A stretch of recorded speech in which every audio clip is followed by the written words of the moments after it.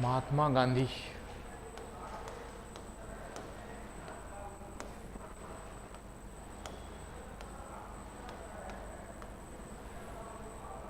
ठीक है, इनकी बायोडाटा तो जानती है, कब जन्म लिए, माँ का नाम क्या था और बाप का नाम क्या था। क्या था बाप का नाम? ठीक है। और माँ का नाम और पत्नी का नाम? उल्टा तो नहीं बोले, पुतली बाई माँ का ही नाम था। ठीक है, कस्तूरबा गांधी ना। चलिए, तो महात्मा गांधी की फिलॉसफी देखेंगे, इनका दर्शन है ना। सिलेबस में तो अहिंसा और क्या क्या दिया हुआ है वो तो आएंगे, पहले एक बार पूरा कुछ थोड़ा सा दर्शन देख लीजिए, ताकि क्या है कि कभी कुछ ऐसे वैसे में कई जगह काम आएगा तो लिख सको। तो महात्मा गांधी का जो दर्शन है मुख्य रूप से किन किन बातों पर आधारित है? सत्य पर, है ना, अहिंसा पर, आपका उसके अलावा नैतिकता, जीवन नैतिक होना चाहिए, आध्यात्मिकता,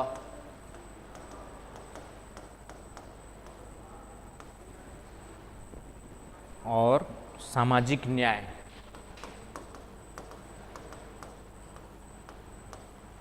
सामाजिक न्याय पर आधारित है, सोशल जस्टिस। ठीक है, इन पर मुख्य रूप से इनकी जो फिलॉसफी है या उनकी जीवन दृष्टि है आपके जो मुख्य रूप से इन पर डिपेंड करता है, राइट। सत्य का मतलब क्या होता है ना। गांधी जी के अनुसार सत्य ही ईश्वर है। गांधी जी के अनुसार भी जो है सत्य ही ईश्वर है, समझ गए। मतलब झूठ बोला मतलब ईश्वर आपसे दूर हो गया। तो आज तक सोचो कितना झूठ बोला तुम लोगों ने, तो ईश्वर कहाँ से पास में आएगा। और भगवान से हम बोलते हैं कि हमारे लिए कर दे, वो कर दे, कहाँ से करेगा भगवान। तो उससे कहते हैं कि हर कार्य में सत्य की खोज और पालन जरूरी है ना। कोई भी काम करो उसमें सत्य ही होना चाहिए, उसी को पालन करना है। उसके बाद है अहिंसा। तो अहिंसा डिटेल पढ़ेंगे वैसे तो। और अहिंसा का मतलब है मन वचन कर्म से अहिंसा। यदि हम किसी को गाली दे रहे वो भी अहिंसा है, सॉरी हिंसा है। अहिंसा का मतलब किसी को चोट ना पहुंचाना। मन वचन कर्म, मन का मतलब समझ गया। फिर से माइंड, माइंड मतलब सोचने का काम कौन करता है? माइंड करता है। तो मैंने कहा ना कि सोचना भी, यदि तुम्हारे बारे में जब तुम लोग मेरे बारे में कुछ गलत सोच भी रहे हो तो वो अहिंसा है, समझ गए ना। तो इसलिए किसी के साथ सोच करके भी हिंसा है। सोच करके भी हिंसा नहीं करना है। आगे ना बस समझ में। वचन का मतलब बोल करके, कुछ भी गलत बोला तो हिंसा है। और कर्म का मतलब थप्पड़ उप्पड़ मारना, सब आ जाएगा। तो इसका मतलब न केवल हिंसा तो नहीं करना है। अहिंसा का मतलब हिंसा नहीं करना।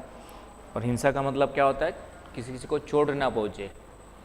तो सोचने से तो चोट नहीं पता चलेगी, राइट। लेकिन बोल दिए तो, है ना, वो ज़्यादा गहरी होती है। थप्पड़ मार दिए भूल भी जाता है आदमी, लेकिन कभी कभी क्या बोलते हैं ना, उसका क्या बोलते हैं, कौन सा घाव भर जाता है कौन सा घाव नहीं भरता करके कहावत भी तो है आप लोग की। ठीक है, कौन सी कहावत है? कुछ नहीं पता है? कुछ तो कहावत है ना कि किसके घाव भर जाते हैं, मतलब बाहरी चोट के घाव भर जाते हैं, लेकिन जो मन कोई कुछ बोल दिया उसके घाव नहीं भरते। वो भी भर जाना चाहिए, जबरदस्ती लेके बैठे रहते हैं हम लोग। ठीक है। तो अहिंसा में उन्होंने जो है, अहिंसा में मन वचन कर्म से हिंसा न करना, ये तो रखा ही है, हिंसा नहीं, मन वचन कर्म से हिंसा नहीं। और साथ ही साथ उनके अनुसार अहिंसा का मतलब होता है करुणा, प्रेम और सहअस्तित्व की भावना। उनका मतलब, अहिंसा का मतलब क्या होता है? करुणा, प्रेम एवं सहअस्तित्व। मतलब सभी लोग साथ साथ रहे। घर में चूहा है तो चूहों को भी मत मारो, उसको भी साथ साथ रहने दो, समझ गए। अहिंसा का मतलब करुणा और प्रेम और सहअस्तित्व होना चाहिए, समझ गए ना। प्रेम तो जानती है, करुणा क्या होता है? किसी के प्रति करुणा, बुद्ध ने भी करुणा को सबसे ज़्यादा महत्व दिया है। तो करुणा का मतलब क्या होता है? कॉम्पेशन, कॉम्पेशन इंग्लिश में कहते हैं कॉम्पेशन। कॉम्पेशन का मतलब क्या होता है? किसी के प्रति करुणा भाव होना, इसका मतलब उसके प्रति प्रेम उसमें छुपा हुआ है ना। प्रेम एक अलग है, करुणा में जब करुणा है, करुणा सबसे बड़ा हो गया। करुणा कर रहे हो तो प्रेम आप में, प्रेम होगा तभी करुणा कर पाओगे, है ना। प्राणी मात्र के प्रति करुणा, जब तक हम कुत्ते से प्यार नहीं करेंगे उसके साथ करुणा नहीं रख सकते। तो करुणा में ही प्रेम छुपा हुआ है। तो प्रेम हो सकता है स्वार्थ भी हो, लेकिन करुणा में स्वार्थ नहीं होता है ना। सिर्फ अपने ही घर के कुत्ते से प्यार मत करो, रास्ते में भी जो कुत्ते दिख रहे हो उनसे भी प्यार कर रहे हो तो वो वास्तव में करुणा है ना। सिर्फ कुत्ते नहीं, अन्य जानवरों के प्रति भी, है ना। मानव मात्र के प्रति, मानव या पूरे प्रकृति के प्रति करुणा होनी चाहिए ना। मानव मात्र के प्रति, मानव के प्रति करुणा का मतलब हर एक मनुष्य, आप जैसे बच्चे को चोट लगती है, खुद के बच्चे को तो हम दुखी उसके लिए ज़्यादा जी जान लगा के करते, लेकिन दूसरे के बच्चे को लग गया तो सिर्फ अपने बच्चे के प्रति प्रेम है, उस करुणा नहीं है। यदि करुणा होगा तो दूसरे के बच्चे के लिए उतना ही दुख होगा जितना अपने खुद के बच्चे के लिए होगा, है ना। बस समझ में, तो करुणा और प्रेम में ये अंतर है ना। प्रेम भी निस्वार्थ होना चाहिए, लेकिन प्रेम स्वार्थ भी हो सकता है, लेकिन करुणा है तो स्वार्थ नहीं होगा, तीनों के प्रति समान प्रेम भाव होगा। आगे बस समझ में, तो ये करुणा हो गई। नेक्स्ट है आपका जो है, कौन सा है आपका? नैतिकता। तो बताइए नैतिकता क्या होता है? मोरालिटी है नैतिकता का मतलब कि जो भी कुछ समाज के द्वारा निर्धारित क्या होते हैं मूल्य, उसको हम लोग नैतिकता में रखते हैं। नैतिकता का मतलब समाज के द्वारा निर्धारित जो मूल्य होते हैं उसको हम लोग किसमें रखते हैं? आपके जो है मूल्य में, आपका जो नैतिकता कहते हैं। तो एथिकलिटी क्या, मोरालिटी होनी चाहिए, है ना। हर चीज़ की एक अपनी मोरालिटी होती है, राइट। आ जाओ। और आपका क्या लिखा है? आध्यात्मिकता। आध्यात्मिकता का मतलब मैंने बताया था सिर्फ पूजा पाठ नहीं होता है। आध्यात्मिक होने का मतलब है कि आत्मा के स्तर को प्योर आत्मा बनने की स्थिति में होना, शुद्ध आत्मा, आध्यात्म। और सामाजिक न्याय का मतलब, सोशल जस्टिस का मतलब समाज के सभी वर्गों के प्रति आप में क्या होना चाहिए? समाज के सभी वर्गों के साथ समान व्यवहार, समाज के सभी वर्गों के साथ व्यवहार क्या होना चाहिए? किसी भी रूप में समान होना चाहिए। आगे बस समझ में। तो ये गांधी जी के दर्शन में एक मुख्य रूप से 4-5 बातें आ जाती है, ठीक है।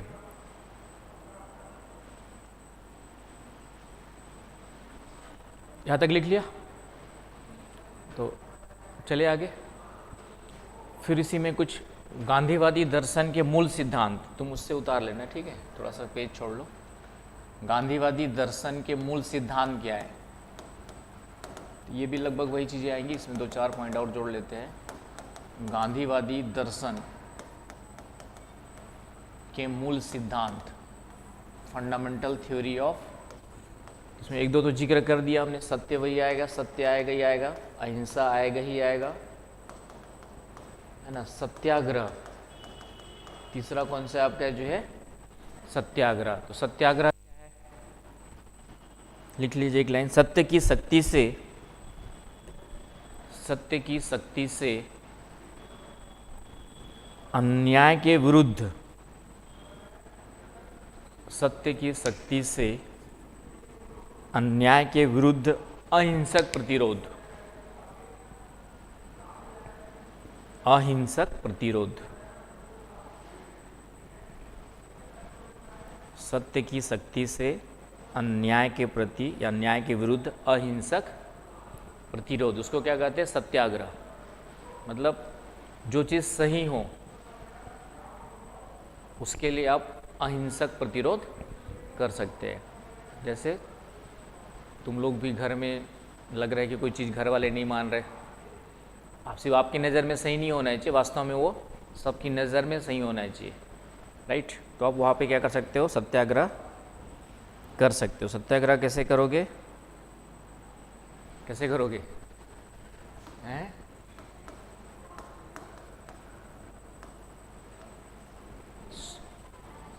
नेक्स्ट है स्वदेशी।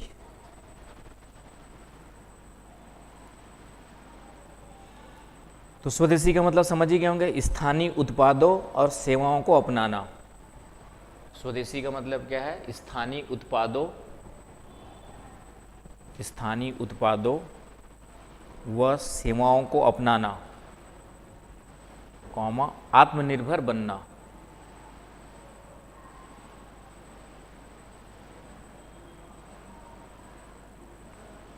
आगे बस समझ में, स्थानीय उत्पादों और सेवाओं को अपनाना, आत्मनिर्भर बनना। आगे बस समझ में। स्वदेशी। फिर है सर्वोदय। तो सर्वोदय का मतलब क्या हुआ? सोचो बताओ, कुछ तो अपना दिमाग भी लगाओ भाई, रटना थोड़ी है। सर्वोदय का मतलब क्या हुआ?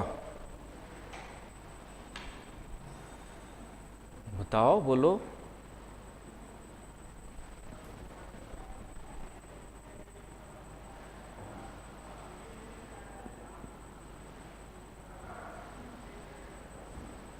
थोड़ा सोचो ना भाई। सर्व का मतलब क्या होता है? सभी। उदय का मतलब क्या होता है? सभी का उदय का मतलब क्या होगा? सभी का उत्थान। सभी का, सीधी सी बात है। तो सर्व कल्याण, सभी का कल्याण। सर्वोदय का मतलब क्या हो गया? सभी लोगों का कल्याण हो। मतलब ये नहीं कि कुछ लोग ही आगे बढ़े, कुछ लोग गरीब रह जाए, कुछ लोग अशिक्षित रह जाए, ऐसा नहीं। सभी लोग को पढ़ने का पूरा मौका मिले, सभी लोगों को कमाने का पूरा मौका मिले, सभी लोगों को आगे बढ़ने का मौका मिले। आ रही बात समझ में, है ना। स्वदेशी में आत्मनिर्भर भी आता है, आत्मनिर्भर बनना। आत्मनिर्भर रहोगे तो स्वदेशी। तो सर्वोदय का मतलब समझ में आ गया आपका कि सभी का कल्याण। सभी का कल्याण का मतलब कोई भी गरीब न रहे, गरीब वर्गों का भी उत्थान हो, है ना। समाज के सभी वर्गों का क्या हो? आपका उत्थान हो, मतलब विकास हो, सभी का कल्याण हो। आ रही बात समझ में। तो उसको सर्वोदय कहा उन्होंने। सभी लोगों का अंतिम व्यक्ति तक विकास का लाभ पहुंचना चाहिए। लेकिन अभी है क्या वैसा? अभी भी कुछ लोग खूब पैसे, जिसके पास पैसा है वो पैसे कमा रहे हैं, जिसके पास गरीब है वो, है ना, कोशिश कर रहे हैं। गरीबी के लिए कारण खुद भी जिम्मेदार होते हैं वैसे। अब मैंने कहा ना कि लोग कमाते हैं ठीक ठाक, मैं देखता हूँ कई लोग को, लेकिन दारू वारू के चक्कर में पड़ गए तो पूरा परिवार बर्बाद हो जाता है। तो अब होना तो ये चाहिए कि दारू वारू बनना ही नहीं चाहिए, ना रहेगा दारू न रहेगी, लेकिन पैसे के लिए सरकार को दारू बेचना पड़ता है, उसी से रेवेन्यू ज़्यादा आता है। तो ये कहीं ना कॉन्ट्राडिक्टरी सिस्टम है, पूरा का पूरा कॉन्ट्राडिक्टरी सिस्टम है। या ऐसा कोई सिस्टम हो कि शौक से यदि कोई पीना चाहे तो उसको उतना ही मिले, उससे ज़्यादा ना मिले। किसी को शौक है पीने का, ठीक है, उतना ही पियो जितना कि लगे कि भाई तुम दूसरे को नुकसान नहीं पहुंचा रहे हो, है ना, फ्रीडम। लेकिन ये सब समाज है, मतलब संभावना सब है समाज सुधार की, लेकिन मैंने कहा नहीं, कोई करना चाहे तब ना अपने फायदे के लिए। नेक्स्ट है आपका श्रम साधना।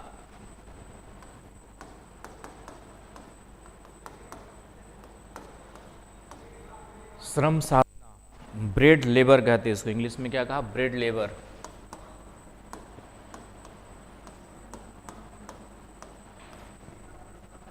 समझ गए इसका मतलब क्या है?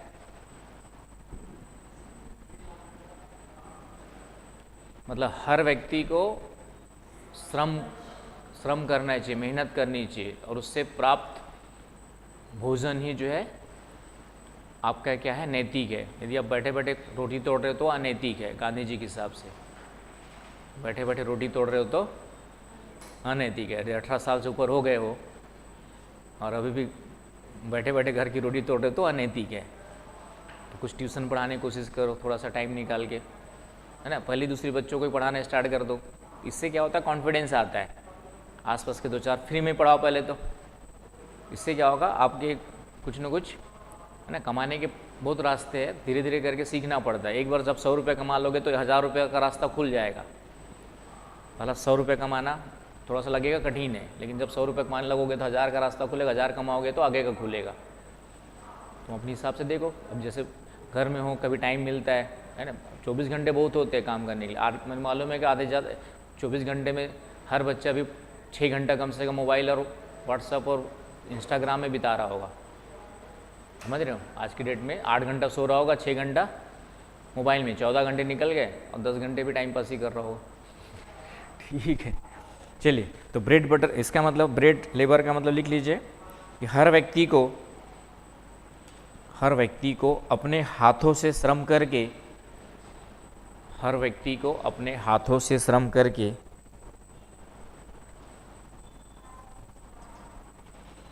जीवन यापन करना चाहिए। हर व्यक्ति को अपने हाथों से श्रम करके जीवन यापन करना चाहिए। आगे बात समझ में। नेक्स्ट आ जाओ, ट्रस्टीशिप।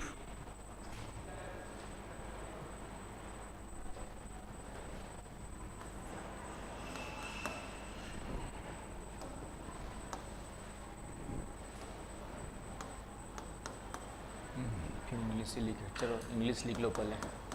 ट्रस्टीशिप,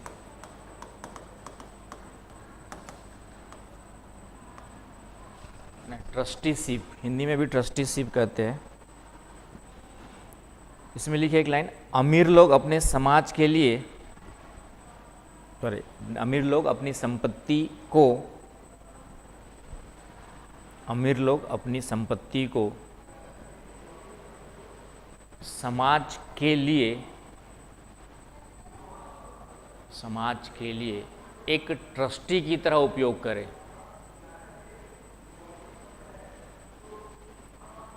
एक ट्रस्टी की तरह उपयोग करें। इसका मतलब क्या हुआ? मतलब ये कहा गया कि खूब पैसा कमाओ लेकिन उसका अपना मालिक मत समझो। ट्रस्ट का मतलब जैसे होता है ना, मंदिर ट्रस्ट वगैरह, तो समाज के लिए कार्य करो, है ना। जितनी आपकी ज़रूरत है उतना निकाल लो, आपके घर खर्च चलाने के लिए, आपकी जो भी है, ठीक है। लेकिन उसके बाद जो एक्स्ट्रा पैसा है उसको समाज के लिए, जैसे टाटा ग्रुप है तो टाटा समूह में 60% लगभग ट्रस्ट में जाता है। उनका एक ट्रस्ट बना हुआ है, उसमें जाता है 60%। जो टाटा समूह की इनकम है किस में जाती है? ट्रस्ट में जाती है। और वो ट्रस्ट से पैसा खर्च होता है आपका फिर हॉस्पिटल्स में, स्कूल्स में और कई सारे चीज़ों में, है ना, रिसर्च में, ये सब उसमें खर्च होता है।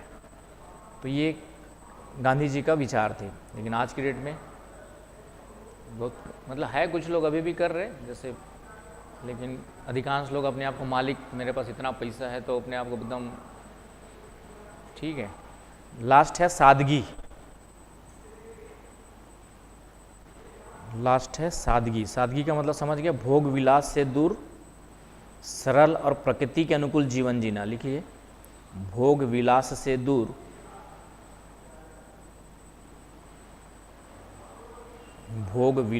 दूर कौमा सरल और प्रकृति के अनुकूल जीवन जीना।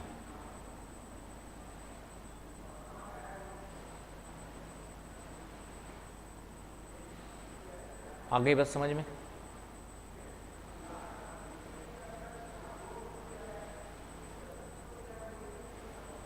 तो ये हो गए उसके मूल सिद्धांत, है ना। गांधी जी के गांधीवादी दर्शन के मूल सिद्धांत में ये 4-5 पॉइंट आपको क्या करना है, याद रखना है। 1 2 3 4 5 6 7 और 8, है कि नहीं। ये गांधी जी के मूल।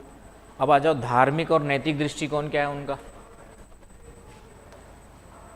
गांधी जी का धार्मिक एवं नैतिक दृष्टिकोण, धार्मिक एवं नैतिक दृष्टिकोण क्या है?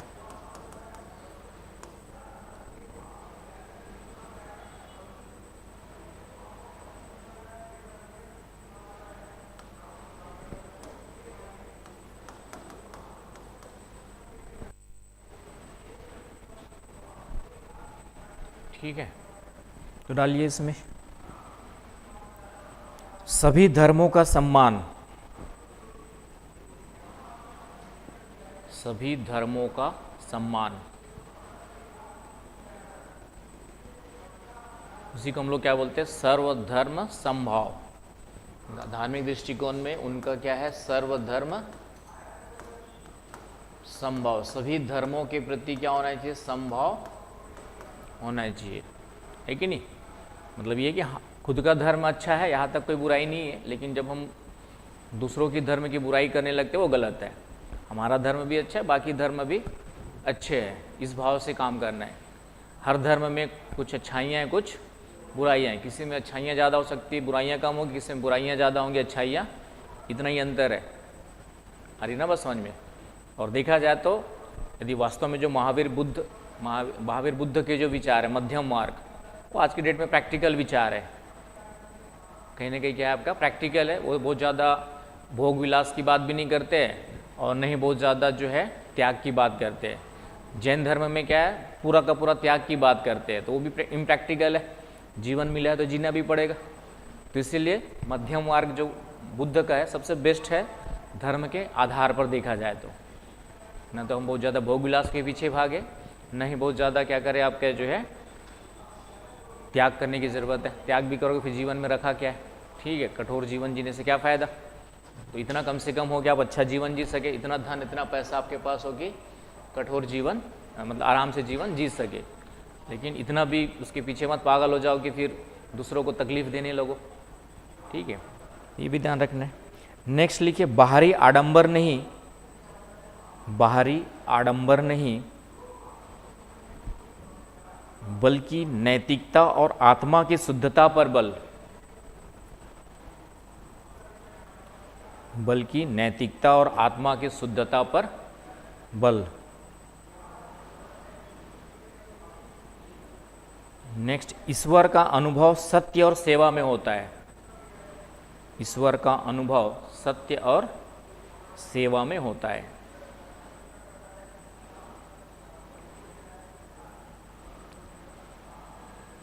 आगे बस समझ में।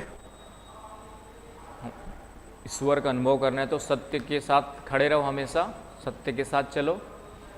और सेवा भाव, सेवा का मतलब उसमें अपने ईगो को, जब सेवा करते किसी चीज़, सेवा करते हम लोग किसी चीज़ की तो ईगो जीरो हो जाता है ना। जैसे आप हाँ कैमरा हिला दियो, मैं सोच रहा आज फिर से भी गान डाल, मैंने कुछ बंद नहीं किया है। हे प्रभु, मैं पढ़ाते पढ़ाते सोच रहा था कि ये वाला वीडियो डलवाना है यूट्यूब में। ये जो रिकॉर्डिंग हो रहा है, क्या कैमरा क्या हिल गया क्या? मैं तो स्थिर हूँ, मैं तो हिल नहीं रहा हूँ। वो अच्छा ऊपर ना कुछ काम कर रहे हैं, हाँ ऊपर ना कुछ काम कर रहे हैं, वो सोलर पैनल वगैरह लगा रहे हैं, तो उसके लिए हिल रहा होगा। ठीक है, अब ठीक है। हाँ वो ऊपर ना काम कर रहे हैं इसलिए हिल रहा होगा। ठीक, समझ गया। ठीक, चलिए तो ये हो गया आपका। तो ये ईश्वर के बारे में क्या कहते हैं? ईश्वर का अनुभव किससे होगा? सत्य और सेवा से। और हम लोग इन दोनों को छोड़ के बाकी सबकी ईश्वर की प्राप्ति के लिए ढूंढते रहते हैं, है कि नहीं? पूरा दुनिया पागल है किसके पीछे? फालतू के कर्मकांडों के पीछे। और सत्य और सेवा खत्म है। 2 दिन, एक दिन वो क्या बोलते हैं लंगर लगा देना, या एक दिन वो क्या बोलते हैं भंडारा लगा देने सेवा नहीं कहलाती है। 24/7 आवर्स आप में सेवा भाव होना चाहिए। जहाँ पे लगे किसी को 1 रुपये की ज़रूरत है, 1 रुपये दे, यदि आप में है नहीं है तो बात अलग है। सोच भी लिया कि भाई क्षमताएं अलग अलग होती है, लेकिन एक सेवा भाव भी मन में आ गया, वही आपको क्या ऊपर वाला देख रहा है, तो फिर वही आपको एक पॉजिटिव एनर्जी के रूप में कहीं ना कहीं पे करेगा, है ना। जैसे मैंने देखा है, ये अच्छे खासे दुकानदार लोग बैठे रहते हैं। अब कोई आ गया भिखारी या चोला पहन के, ठीक है आ गया, नहीं देना है वहाँ तक कोई बुराई नहीं है, नहीं देना है वहाँ तक कोई बुराई नहीं है कि ठीक है आप नहीं देना चाहते, आपकी मर्जी है। लेकिन उसको झिड़क देना, हो चलो निकलो यहाँ से, क्या करने आए हो, it's not the good behaviour, है ना। पैसा देना है नहीं देना वो तुम्हारी मर्जी, भाई ठीक है तुमको लग रहा है कि नहीं फालतू पैसा क्यों दूँ, बट उसको झिड़क के हटा देना तो प्यार से बोल सकते हो कि भाई बाबा नहीं है, मैं देना नहीं चाहता, अब दूसरी जगह चले जाइए। तो मैंने कई सारे देखा है, कई लोगों को, दुकानदारों को या कई सारे ऐसे लोगों को, या कार में है तो नहीं देना मत दो, लेकिन उससे कम प्यार से पेश तो आओ। लेकिन उसका ठीक है, उसकी अपनी मजबूरियां हैं या उसका जो भी कारण होंगे वो उसकी अपनी मजबूरियाँ या जो बोल दो अपने कारण नहीं काम, मेहनत, कई लोग मेहनत नहीं करना चाहते, भिखारी बन जाते है ना, कुछ लोग मजबूरी में बन जाते, कुछ लोगों को भिखारियों का पूरा नेटवर्क चलता है, उसके कारण से बच्चों को बना देते, कई सारे कारण हो सकते हैं, ठीक है। लेकिन हम उसको न दे, ठीक है, नहीं देना चाहते मत दो भाई, आपकी मेहनत की कमाई है, आपकी मर्जी है, बट उसको झिड़कना तो गलत है आपका। तो ये कम से कम इतना क्या होना चाहिए, सेवा भाव है, इतना कम से कम संवेदनशीलता होनी चाहिए इंसान होने के नाते, है ना। मैंने कहा ना, तुम जहाँ पैदा हुए हो उसमें तुम्हारा कोई चॉइस नहीं है, ठीक है। वो कहीं ना कहीं किस्मत से पैदा हुए हो, पिछले जन्मों का कर्म बोल रहे, कुछ भी बोल दो, वो भीख मांग रहा है, हो सकता है पैदा इसी जगह हुआ कि उसके बाद उसको माहौल नहीं मिला, कई कारण हो सकते हैं। इसलिए अपने अच्छे घर में पैदा होने का गुरूर नहीं रखना चाहिए कि हम अच्छे घर में पैदा हो गए, उसको भी भगवान के धन्यवाद देते हुए नीचे होना चाहिए। आगे बस समझ में। चलिए नेक्स्ट आ जाओ, राजनीतिक दर्शन, गांधी जी के राजनीतिक दर्शन।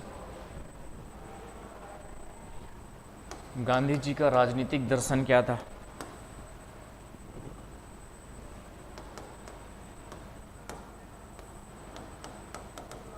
तो गांधी जी ने एक स्टेटमेंट दिया था कि आपका जो है धर्म विहीन राजनीति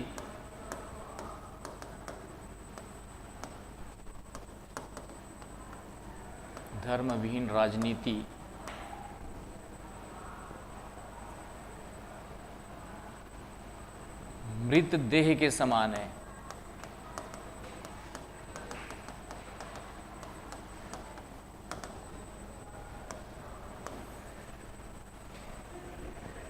आपका जो है धर्मविहीन, यहाँ पे धर्म के लिए रिलीजियस वर्ड यूज नहीं हुआ है, धर्मालेस ही होगा। धर्मालेस politics is just like to similar to dead body. अब इस स्टेटमेंट को हमें यदि किसी बाबा, मौलवी या गधे नेताओं को पकड़ा दे तो उसकी व्याख्या क्या करेंगे बताओ?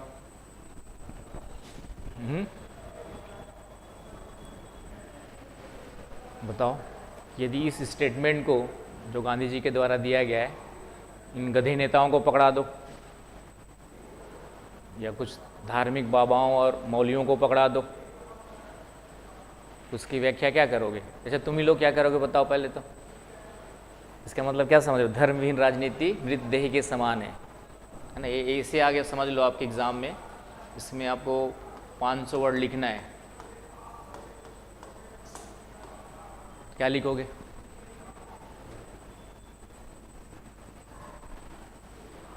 ठीक है, धर्म मतलब वही हम लोग क्या घुसेड़ देंगे आपका हिंदू, मुस्लिम, सिख, ईसाई, कि गांधी जी ने भी कहा है कि राजनीति में धर्म होना चाहिए, धर्म के बिना राजनीति मृत देह के समान है।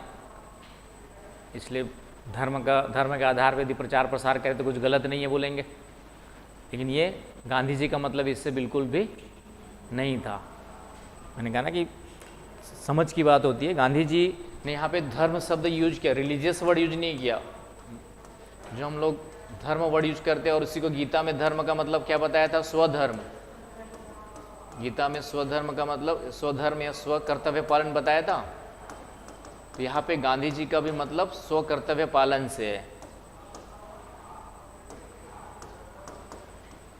तो यहाँ पे धर्म का मतलब गांधी जी का किससे? कर्तव्य से है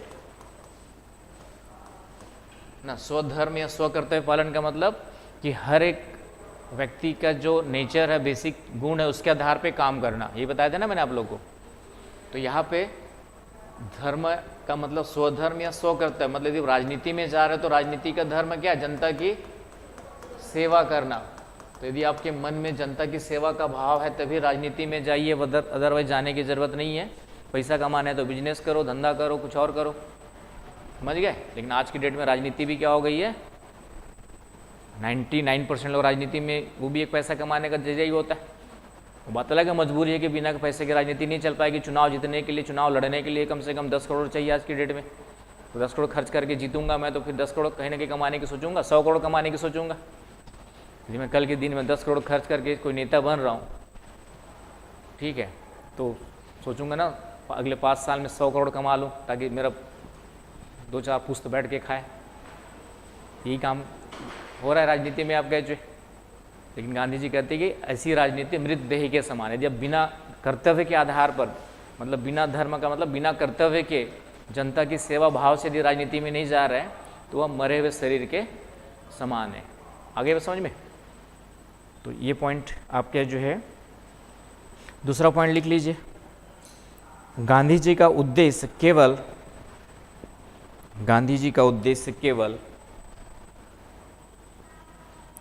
राजनीतिक स्वतंत्रता नहीं,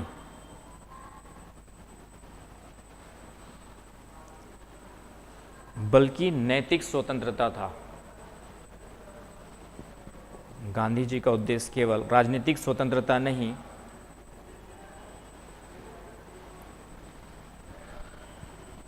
बल्कि नैतिक स्वतंत्रता था।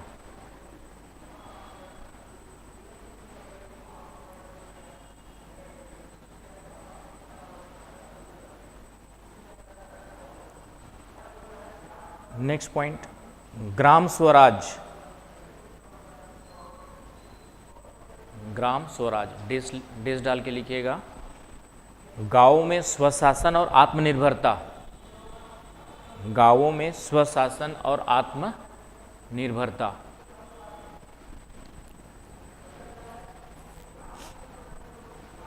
नेक्स्ट पॉइंट, लोकतंत्र नैतिक मूल्यों पर आधारित होना चाहिए, केवल वोट देने तक सीमित नहीं होना चाहिए।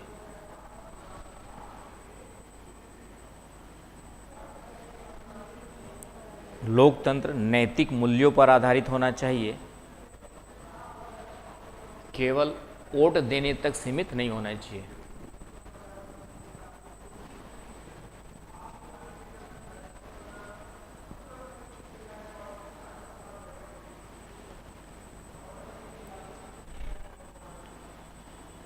ठीक, इसमें ये हो गया आपके जो है राजनीतिक, गांधी जी का राजनीतिक दर्शन क्या समझ में आ गया। अब गांधी जी का आर्थिक दर्शन में आ जाओ। अर्थव्यवस्था कैसी चाहते थे?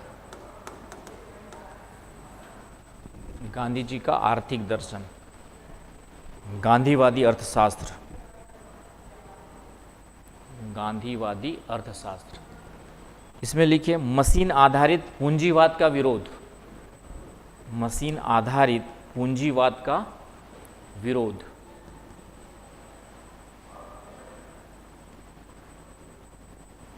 मशीन आधारित पूंजीवाद का विरोध।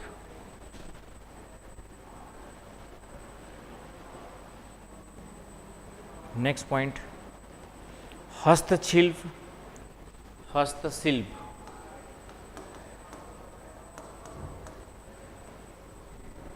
हस्तशिल्प और ग्रामोद्योग को बढ़ावा।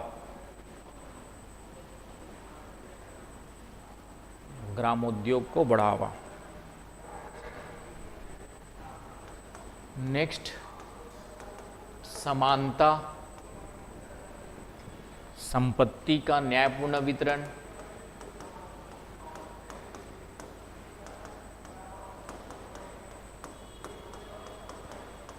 संपत्ति का न्यायपूर्ण वितरण और नैतिक उपभोग। और नैतिक उपभोग। ये हो गए उसके आर्थिक विचार। समझ में आया? मेन पॉइंट्स, इतने पॉइंट्स के हिसाब से आप, है ना। मशीन आधारित पूंजीवाद का विरोध। पूंजीवाद का मतलब होता है कि पूंजीवाद में संपत्ति पूरी तरह से निजी हाथों पे होती है और जब बहुत ज़्यादा मशीनों को बढ़ावा देते हैं तो फिर रोजगार कम हो जाते हैं। इस कारण से उस समय उन्होंने कहा था अब दोनों के बीच में बैलेंस ज़रूरी है। पूरी तरह मशीनों को छोड़ तो नहीं सकते, बट दोनों का बैलेंस ज़रूरी है। नेक्स्ट, सामाजिक विचार में आ जाओ। गांधी जी के सामाजिक विचार क्या थे?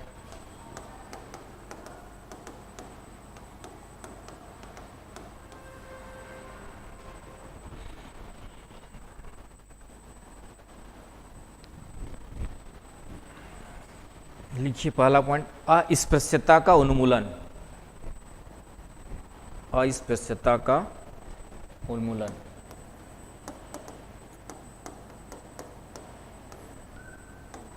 अनटचेबिलिटी का उन्मूलन। तो जानते हैं अस्पृश्यता पहले दलित वर्गों के साथ क्या था, छुआछूत की भावना उसको खत्म करना। आर्टिकल कौन सा है? 17। ठीक है। दूसरा नारी सशक्तिकरण। नारी सशक्तिकरण, इसमें एक लाइन लिख लीजिए आगे डेस लगा के, महिलाओं की स्वतंत्रता और शिक्षा का समर्थन। महिलाओं की स्वतंत्रता और शिक्षा का समर्थन।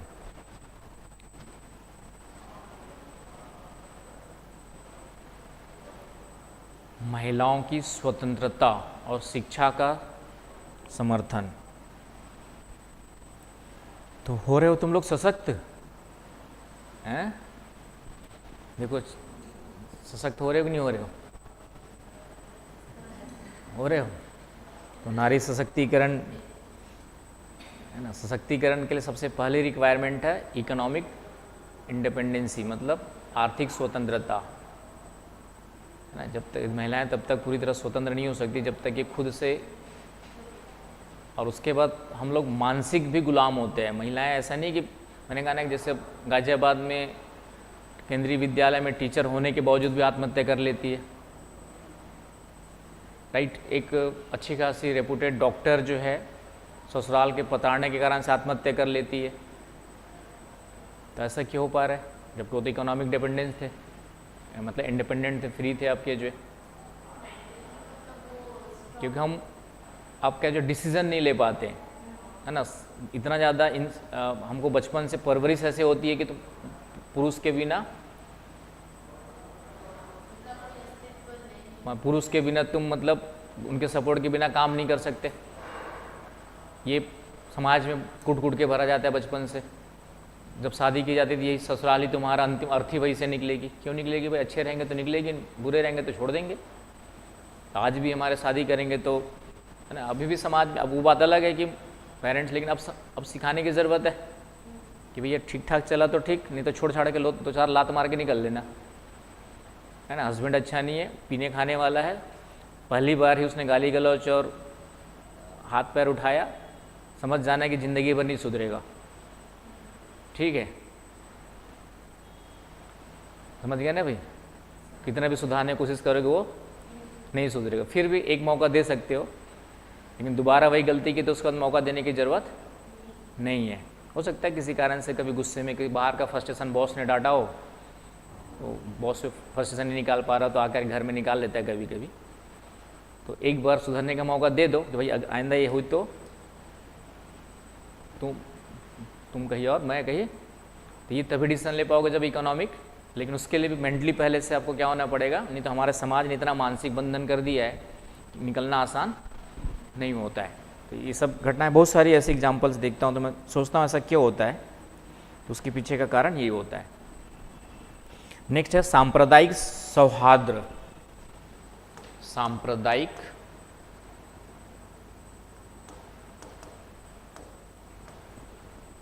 सौहार्द।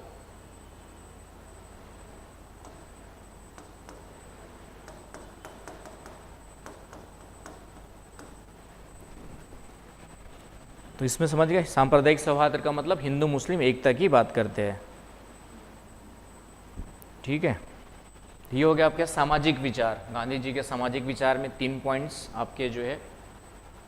उसके बाद आ जाओ आपका शैक्षिक विचार या शैक्षणिक दर्शन क्या था उसका जो है।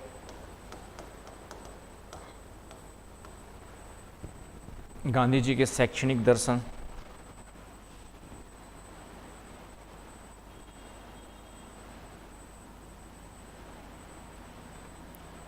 लिखिए।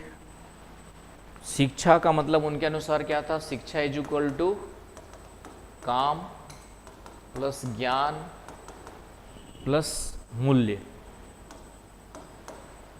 तो शिक्षा का मतलब सिर्फ नौकरी प्राप्त करना नहीं होनी चाहिए, काम तो जरूरी है। तो काम, शिक्षा ऐसी दी जाए जो उसको स्किल डेवलपमेंट सिखाए, है ना। काम का मतलब यहाँ पर क्या है? कौशल विकास, स्किल डेवलपमेंट, है ना। आज आप लोग ग्रेजुएट होंगे लेकिन अभी कंप्यूटर चलाना ठीक से किसी को नहीं आता होगा। और ज्ञान का मतलब सही समझ, यहाँ पे ज्ञान का मतलब हिस्ट्री ज्योग्राफी पॉलिटी नहीं पढ़ना है, वो तो पढ़ोगे, उसके आधार पे सही समझ विकसित करना। और मूल्य का मतलब बताया वही नैतिक आदर्श जो किसी समाज को अच्छा बनाने के लिए क्या होते हैं आपके, जो है अच्छे समाज के लिए ज़रूरी होते हैं। अच्छे समाज में क्या होते हैं आपके, जो है के लिए ज़रूरी होते हैं। आगे बस समझ में, तो उसको मूल्य कहते हैं। तो उनके अनुसार शिक्षा कैसे होनी चाहिए, ऐसा कुछ सिखाया जाए उसको कि अपना खुद का काम कर सके, आत्मनिर्भर बन सके। ज्ञान का मतलब यहाँ पे सही समझ है ना, दारू नहीं पीना है तो नहीं पीना, इतनी समझ होनी चाहिए। पीना है तो कभी कभार शौक से पी लो, आई ना बस समझ में, उतनी समझ होनी चाहिए। और मूल्य का मतलब है कि जो भी समाज के मूल्य है, देश के मूल्य है, राष्ट्र के मूल्य है, परिवार के मूल्य है, उसको क्या करें हम लोग, फॉलो करें। आगे बस समझ में, तो ये शिक्षा का मतलब उनका था। दूसरा पॉइंट लिख लीजिए, हाथों से काम करना और नैतिक शिक्षा पाना अनिवार्य। हाथों से काम करना और नैतिक शिक्षा पाना अनिवार्य।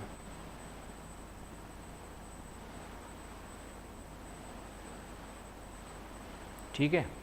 और एक लास्ट लाइन, शिक्षा का उद्देश्य, शिक्षा का उद्देश्य केवल नौकरी नहीं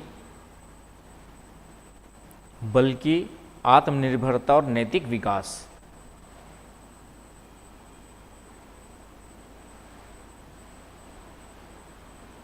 आगे बात समझ में, तो ये हो गया आपके जो है गांधी जी के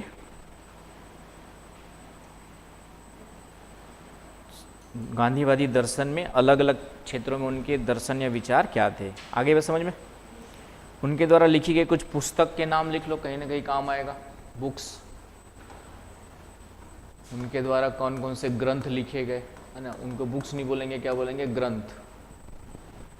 बुक्स ही है वैसे तो। पहला हिंद स्वराज, उन्होंने एक बुक लिखी थी हिंद स्वराज, 1909 में लिखी थी।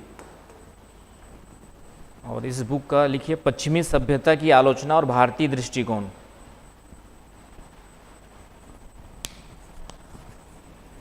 पश्चिमी सभ्यता की आलोचना और भारतीय दृष्टिकोण।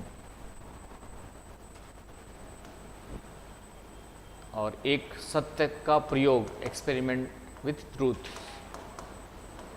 सत्य का प्रयोग, एक्सपेरिमेंट विथ ट्रूथ। तो इसमें गांधी जी ने जो है कई सारे नैतिक और आध्यात्मिक प्रयोग का वर्णन किया है। आगे बस समझ में, तो ये उनके कुछ ग्रंथ थे। ठीक है, दो मुख्य ग्रंथ है, सत्य का प्रयोग, एक हिंद स्वराज। हाँ हाँ भाई सेकंड है, क्यों नहीं होगा सेकंड, एक ये हो गया। इंग्लिश में कहा जाता है एक्सपेरिमेंट विथ ट्रूथ।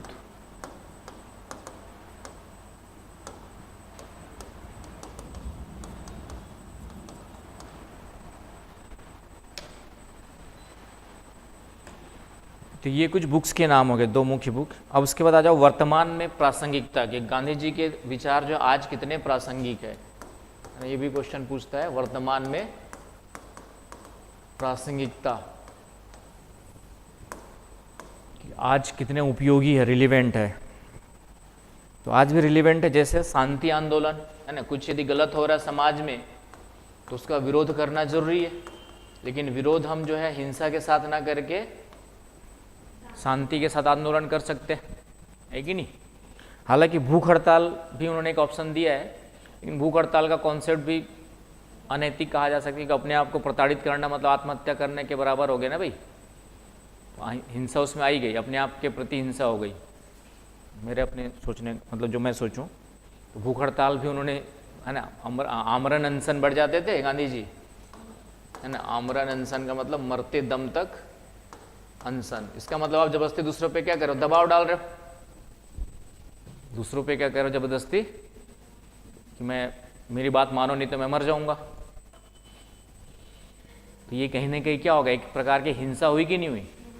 तो ये जो विचार है गांधी जी के, मेरे हिसाब से अहिंसा को फॉलो नहीं करते हैं, ये हिंसा का ही एक पार्ट हो गया। कि दूसरों पे हम कहीं ना कहीं इस ये डर दिखा रहे कि जैसे तुम लोग घर में कोई बात ना माने, मम्मी पापा और बोले कि नहीं मैं खाना छोड़ देता हूँ जब तक मेरी बात नहीं मानोगे, तो उनके ऊपर क्या हो गया, ज़बरदस्ती दबाव हुआ, तो हिंसा भी एक प्रकार की जो मानसिक हिंसा होगी नहीं हुई। तो ये कहीं ना कहीं तो ये आ जाएगा। नेक्स्ट आपका पर्यावरण संरक्षण। प्रकृति को गांधी जी बहुत महत्व देते, जो भी विकास हो पर्यावरण के साथ हो, और आज हम लोग पर्यावरण की ध्यान न देने के कारण से कई सारी समस्याएं हमारे सामने, तो पर्यावरण संरक्षण के लिए महत्वपूर्ण है। और इसी पर्यावरण संरक्षण के साथ विकास को हम लोग सतत विकास कहते हैं। सस्टेनेबल डेवलपमेंट का मतलब समझते हो ना भाई? सस्टेनेबल डेवलपमेंट का मतलब ऐसा विकास जो वर्तमान की ज़रूरतों को पूरा करे और साथ ही साथ आने वाले पीढ़ी के लिए भी क्या करे, संसाधनों को बचा के रखे। उसको हम लोग सस्टेनेबल डेवलपमेंट कहते हैं, सतत विकास, निरंतर चलने वाला विकास। आज ही सब कुछ खत्म कर दोगे, आज ही सब पानी हवा गंदा कर दोगे, तो आने वाले तुम्हारे ही बच्चे होंगे। अभी तुम लोग शुद्ध थोड़ा बहुत ले पा रहे हो, भाई दिल्ली विल्ली जाएंगे तो उतना भी हालत अच्छी बेकार है बड़े शहरों की। यहाँ पे भी धीरे धीरे वैसे ही हो जाएगा। तो एक पीढ़ी 2 पीढ़ी के बाद शुद्ध हवा, अब दिल्ली की बात करें, ध्यान नहीं देंगे वर्तमान में, वही स्थिति बनी रही तो आज से 5-10 साल बाद की स्थिति क्या होगी। 10 साल पहले जब मैं दिल्ली में था, मतलब 5-7 साल पहले, तब तक उतना नहीं होता था प्रदूषण। मतलब मुझे कभी किस्मत मेरी अच्छी है कि उसके पहले मेरी दिल्ली छूट गई, ठीक है, उसके पहले मेरी दिल्ली छूट गई, किस्मत अच्छी थी। नहीं तो फिर वहाँ पे मैं था जब तक उतना पॉल्यूशन नहीं रहा था। स्टार्ट हो गया था खास करके दिवाली के बाद वाले, जैसे दिवाली के बाद मैं जाता था दिल्ली, तो स्टेशन से उतर के जैसे ही वहाँ पहुँचो तो वो फिर धुआं पूरा 2-4 दिन फील होता था, लेकिन अब तो लगभग ठीक ठाक ज़्यादा। नेक्स्ट लिखिए सामाजिक न्याय। ठीक है, सामाजिक न्याय भी आज की डेट में प्रासंगिक है। फिर सर्वधर्म समभाव प्रासंगिक है, क्योंकि आज हमारे देश में कहीं न कहीं थोड़ा सा धर्म के आधार पर भेदभाव, धर्म के आधार पर क्या हो रहा है, तनाव दिखा जाता है कभी कभी। सांप्रदायिक दंगे, सांप्रदायिक, ये सब क्या है, तनाव है। आई ना बात समझ में? तो सर्वधर्म समभाव का विचार उनका क्या है, प्रासंगिक है आज की डेट में। आगे बात समझ में? और क्या प्रासंगिक है? और क्या प्रासंगिक है? चलिए, तो ये हो गया आपका इसके बारे में गांधी जी के गांधीवादी दर्शन क्या है। तो पहले तो मैंने गांधीवादी दर्शन में मोटा मोटी 100, 150, 200, 250 ऐसे भी लिखना होगा। लिख लोगे अब आराम से? लिख लोगे ना भाई ऐसे? तो गांधीवादी दर्शन पे ऐसे आएगा। तो इस तरीके से गांधी जी के विचार आज भी प्रासंगिक है। सेवा, मानव सेवा लिख लो।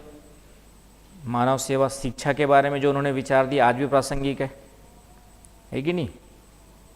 शिक्षा कैसे होनी चाहिए, जो आप लोग को खुद पे डिपेंडेंसी सिखाए। नौकरी के लिए कितना लोग को नौकरी देगी गवर्नमेंट? नारी सशक्तिकरण,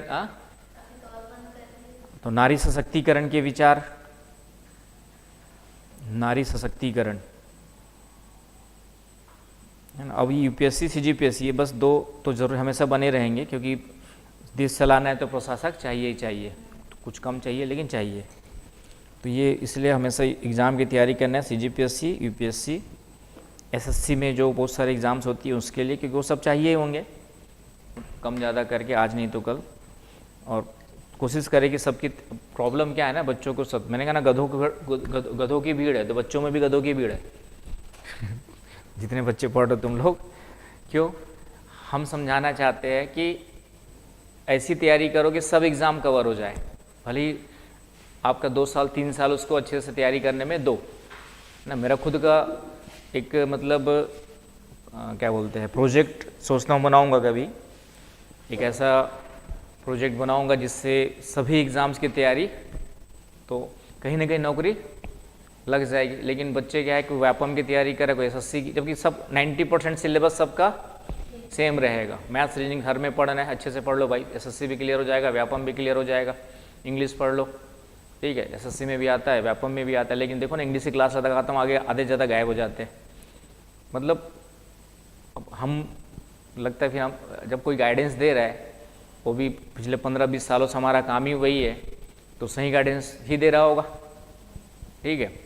लेकिन मानता, तुम छोड़ो तो घर के बच्चे नहीं मानते, मेरी भतीजियाँ नहीं मानती, आज तक उन्होंने करियर के बारे में मेरे से एक शब्द नहीं पूछा।